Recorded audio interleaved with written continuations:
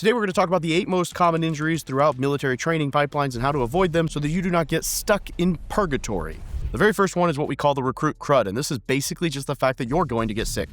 Everybody is going to get sick. And so I don't necessarily know the easy button to avoid this other than vitamin C at recruit training, washing your hands, trying to maintain some level of hygiene. Now, prior to recruit training, what you might be able to do is drink from a water hose. Now, I'm kind of joking, but the reality is if you are a total germaphobe and you never expose yourself to anything, when you get to recruit training, you will get sick. Now, the recruit crud is this just nasty, lingering, nasally, hawk it up, whatever, just gross crap. It's not necessarily anything detrimental. It's not going to ruin you. You can take some cough drops and some vitamin C and, do whatever. You can gut it out. Almost everybody gets this at some point or for the duration of recruit training, at least in the Marine Corps. This is just what happens when you pull people from all walks of life into a single platoon in close quarters with stress and just everything else that goes on. People are just going to get sick. It's going to linger. It sucks. Best thing you can do is work on your immune system. And while you're at recruit training, stay clean, make sure you're taking in some vitamin C, hydrating, all the normal things, and just take care of yourself. Now, number 2 is arguably the funniest thing that comes out of recruit training, and that is pink eye. Pink eye is essentially, if you've never seen it, where your eye just gets like the little morning crusties and then they get worse and worse and worse. Your eye gets super red. And if it gets bad enough, your eye gets to like where it's swollen shut and it's just crusted over and you're like, and it's like oozing and it's gross and it's just nasty. And it comes from like touching your nasty little eyeballs at recruit training when your hands are dirty and your feet are dirty and your things are dirty and blah, blah, blah, blah, blah. And the running joke is that it actually comes from getting crap in your eye, and so the joke is that you got pink eye because someone farted on your pillow, which is not necessarily accurate, but pink eye is just something that's going to happen, especially if you get anything in your eyes, and you've got all the same things as the recruit crud going against you, your weakened immune system, whatever. They give you some eye drops, it clears up, but it does suck for a couple days to a week, and people will probably make fun of you. Now, this is something that most service members are, definitely aware of because they've seen it, they've witnessed it, it happens, it is what it is, it's not going to kill you, at least I don't think, and you'll get past it, but don't get crap in your eyes, try to avoid touching your eyes, and if you're going to touch your eyes, make sure your hands are clean, probably your best bet. Number 3 is stress fractures. Now, the best way you could avoid this is to just be super active prior to recruit training, even if that's you walking a mile, 2 miles, 3 miles, 4 miles, building up every single day before recruit training. You are going to want to get used to being on your feetsies, because if you're not used to being on your feetsies, like if you're just a video gamer and you never do anything active on your legs, and this isn't anything against video games, so I'm just saying, like if your legs do not get used, you will get shin splints, and shin splints then become stress fractures, and both of these things suck because shin splints hurt and they don't go away just like magically, and then they become stress fractures, which is way worse and can end you up in the MRP platoon rehabilitating.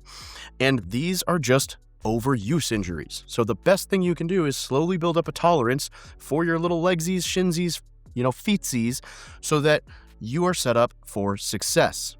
And I would say walking a ton, great. Adding a weighted vest or a backpack to improve weight over time, not just jumping into it, better. Running a little bit, also better.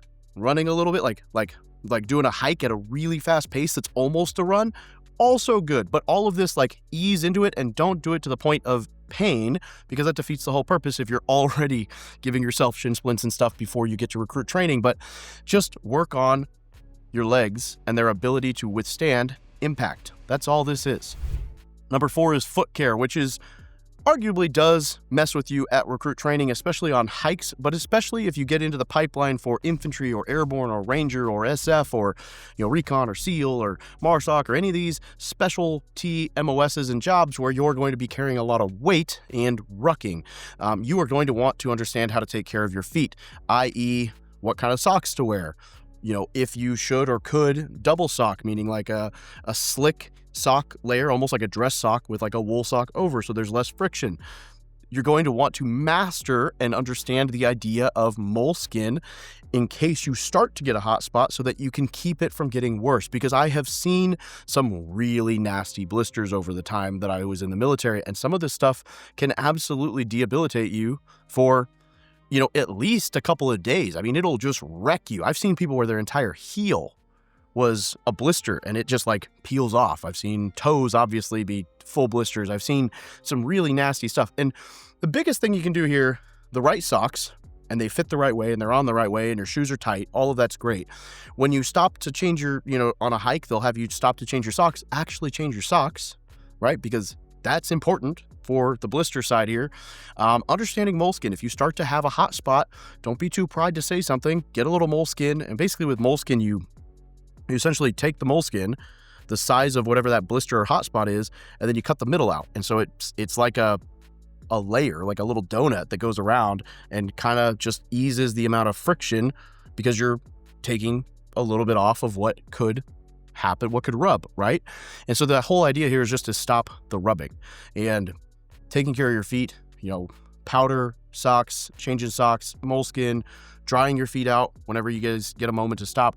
All of these things that are the mastering foot care will be incredibly beneficial, especially down the road, because your feet are going to be one of the best assets you have in the military. And you want to take care of them because they can put you out of commission real fast. Number 5 here is bronchitis. Yes, this does come up at recruit training. This essentially happens when you get the recruit crud and then you just let it go and you get it on steroids. Bronchitis is basically just a really nasty cough. I've also seen this kind of end up in pneumonia, which is, fluid in the lungs. So bottom line is, take your ego out of the way. If you're sick and you're actually feeling rough, right? Not like little recruit crud, but like you are getting sick, go to medical. Get seen ahead of time, take care of it, because I've seen people try to push through bronchitis and pneumonia and end up in MRP for weeks trying to get past the pneumonia. I'm sure there's probably a case of somebody having passed away from pneumonia related to a recruit training or a training evolution somewhere. All self-inflicted, because while you might not be able to control catching the thing, you can control actually getting it taken care of instead of just having your ego and your pride in the way and not getting seen or treated for any of it. And then it just goes on and on and on, which is just not the way that you want to do business, and it will end poorly for you.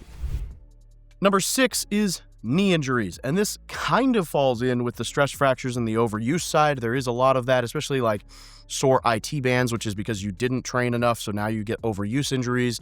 I personally have had my left PCL, which is your posterior cruciate ligament, the the X of the ACL, torn, replaced. I have a cadaver from a ruck, actually, where I took a really gnarly spill, landed right on my kneecap, and that was all she wrote. And ironically, I finished that hike, and then it was not easy, but I was the safety rep. I was at the back, like trucking all the beer. So I actually finished that hike with somebody else's pack thrown over for the last half mile of the last little bit, and there was just too many people in the safety vehicle, so I couldn't get in the safety vehicle. It was a whole mess, right? And I'm limping along. And then I went to Bridgeport, which is our cold weather training exercise, 3 weeks later, and I didn't get my MRI results from the knee injury until we were already doing snowshoe hikes in Bridgeport.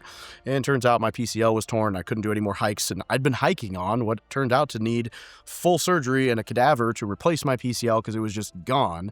And I say all that not to be like, I survived, but it happens. I have had multiple knee injuries. I tried out for MARSOC, our Special Forces in the Marine Corps, and I had to DOR, drop on request, because of an IT band tear and a meniscus partial tear. I had the PCL replaced. If you look at me, I am not built as a cross-country runner, right? I'm probably more what you would call the power lifter build. And I am not meant for endurance sports, even though I like them. And I've done 2 half Ironmans and then tried an Ironman and had a nutrition blowout. But I've done a lot of endurance stuff and a lot of running and rucking and tried out for special and all this. And because of that, I've had a ton of knee injuries. And I can tell you that you want to be flexible. You need to be stretching and all that. You need to understand how to ice, how to stretch, and how to roll out your IT band, your meniscus, your knee stuff.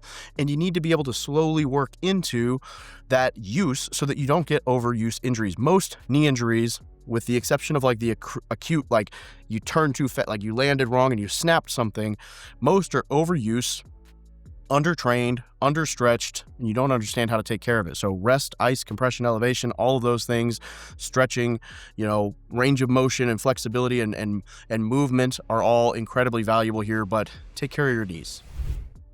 Number 7 is cellulitis, and this is basically the foot care side, but just worse. Or it can happen not there, but essentially the bottom line with cellulitis is this.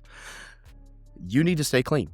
If you hygiene cellulitis should be a non-issue. It can happen, but it's very rare. Now, I've seen a couple of cases of this, and they were almost all self-inflicted by lack of hygiene, but they get really nasty. Like, this is not something you want to mess with. So just take care of yourself, stay clean, stay hygiened. Cellulitis is no fun. In that same vein as just like extras, I've seen a little bit of ringworm before too. I've seen staph infection before too. So like all of those kind of cleanliness issues and can be taken care of with a little visit to the doc. So, make sure you're taking care of that. There's obviously all the STDs that happen if you do the stupid things while you're in the military and, things that you shouldn't do and didn't listen to your safety brief and libo briefs.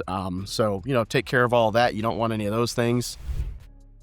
Number 8 here is dental. There's a very good chance that if you have your wisdom teeth when you get to recruit training, they will probably get removed. I had mine removed at boot camp. Now, normally, from what I understand with wisdom teeth, they put you to sleep, they take them out, they suture everything up, and you're good to go. I don't know how they do it now at recruit training, but when I got them done at boot camp, I was awake, for one. I mean, it was all numbed, right? But you feel the pressure, you feel the pull, you feel the thing. It was not exactly fun. I was awake, and then they did not suture. They left dry sockets. And so, like, for the next few days, I had these like holes in my gums, and I would like find pieces of carrot from the chow hall like hours later where I'm like, oh, cool, there's food stuck in there, which means if you don't clean that stuff out, you can get that infected. So I'm not saying you need to get your wisdom teeth removed before boot camp, but there's a very good chance that you will get your wisdom teeth removed at boot camp if you have them. And as such, given the choice between getting them removed at recruit training the military way, getting them removed before recruit training where you have like, put to sleep, sutured correctly, ice cream for days while you just sit on the couch and bum and your mom and dad take care of you, might be worth looking into. And if nothing else, it's worth at least asking the dentist, do you think that this is going to warrant them pulling at boot camp? And really just seeing, because having had them pulled at recruit training, I can tell you, not the most fun experience. I made it fine. Everybody else made it fine. But given the choice between that and having it done beforehand with my mom and my, ice cream, I would go with the first. Funny story to wrap all this up. I don't know how this has to do with any of this, but somewhat similar because I talked about the MRP platoon. If you really get in trouble at recruit training, you can get sent back. So I had this recruit in my platoon named Sepulveda, or Sepulveda, however you want to say it, Sepulveda. And he got caught, I kid you not, like 2 weeks from graduating boot camp, maybe 3 weeks from graduating recruit training, basically shaving pubes or cutting pubes and putting them into somebody's canteen because he was pissed off at them. Obviously, that's not something you want to be seen doing, and he got caught. I don't know how he got caught. I don't remember the story, but they sent him to training day 1. So we're like, 10 plus weeks into recruit training, and he went back to day 1. They didn't send him home. They didn't say you're not going to be a Marine. They said, good luck, have fun doing boot camp all over again. So like I say all that just to say, that sucks. Don't be that guy. Kind of funny looking back from us because we're like, damn. But for the same reason, you don't want to end up in MRP. You don't want to get around all the people who are really in their feels, in their head, mopey, depressed, struggling with physical stuff. And you definitely don't want to end up, MRP is the sister platoon to, I can't remember the name of it, but where people who basically refuse to train and are quitting or tried to hurt themselves or are getting, sent home, go. And so then you're just around this just negative place, and negativity, unfortunately, is contagious. Now, positivity is too, but you don't want to put yourself in that situation. So anything you can do to stay healthy enough to never have to leave your recruit training platoon, do that, because it will make everything in your life way easier. All right.